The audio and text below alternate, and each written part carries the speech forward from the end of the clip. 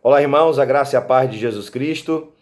Então, estamos na nossa jornada de leitura do Novo Testamento e dia 17, nessa sexta-feira, estamos dando início a mais uma carta, ou mais um livro, e desta vez uma carta, a carta aos Hebreus. O que podemos falar da carta aos Hebreus? Essa carta foi datada dos anos 95, 96 depois de Cristo. O seu autor é desconhecido, não sabemos de fato quem é o autor aos Hebreus, a carta aos Hebreus. É uma carta escrita aos judeus convertidos.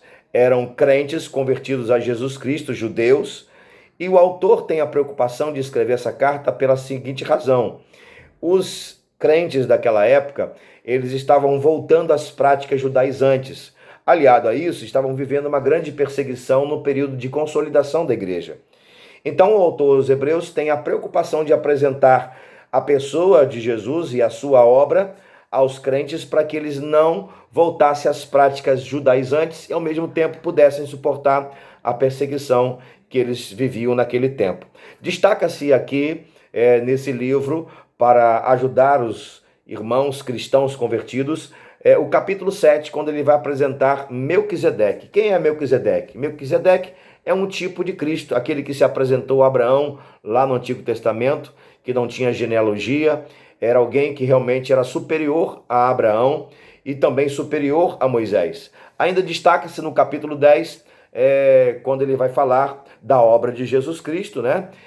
O Senhor que foi aquele que se sacrificou, mas está assentado na glória eterna. Por fim, o autor aos Hebreus tem a preocupação de fortalecer os irmãos diante dessa preocupação dos irmãos voltarem às práticas judaizantes e também manter-se firme na perseguição. Ele vai falar da fé. A fé, que é o elemento para que eles pudessem, então, manter-se na presença de Jesus Cristo e não voltar às práticas judaizantes, ao mesmo tempo suportar a perseguição. Destaca-se nessa questão da fé o capítulo 11, conhecido como a Galeria da Fé. E na Galeria da Fé, o autor dos Hebreus vai trazer um fato histórico, uma história dos grandes heróis da fé.